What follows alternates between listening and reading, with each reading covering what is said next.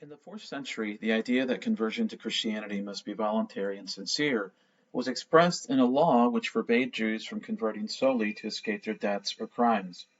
Interestingly, it is likely that some Jews in the 14th century and 15th centuries converted exactly for this purpose. Going back to the 5th century CE, the Church had even permitted Jewish converts to Christianity, who were lax in their observance, to return to Judaism if their conversions were known to have been motivated by reasons other than sincere faith. This position was ultimately rejected by the Visigoth king Alaric II and by the Fourth Council of Toledo in 633 CE. In the year 787 CE, the Second Council of Nicaea designated Jews who had been baptized but continued to observe Jewish practices or maintain Jewish beliefs as non-Christians. Pope Adrian I, however, rejected this view.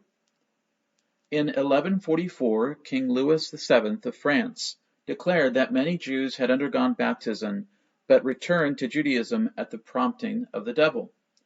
These individuals were to suffer exile, corporal punishment, or even death.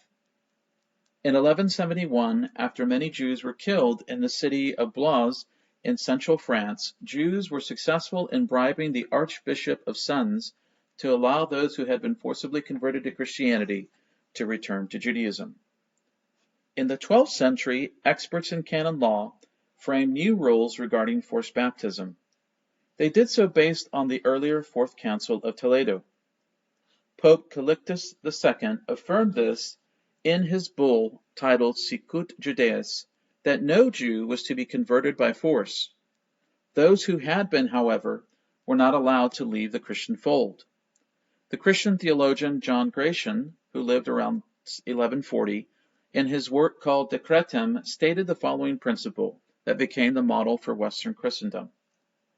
Those, however, who have already been compelled, as in the days of the very religious prince Sisput, inasmuch by accepting the grace of baptism they had become associated with the divine sacraments, it is only proper that they be compelled to retain the faith they accepted, whether by force or necessity, lest the name of the Lord be blasphemed and the faith that they had assumed be considered vile and contemptible.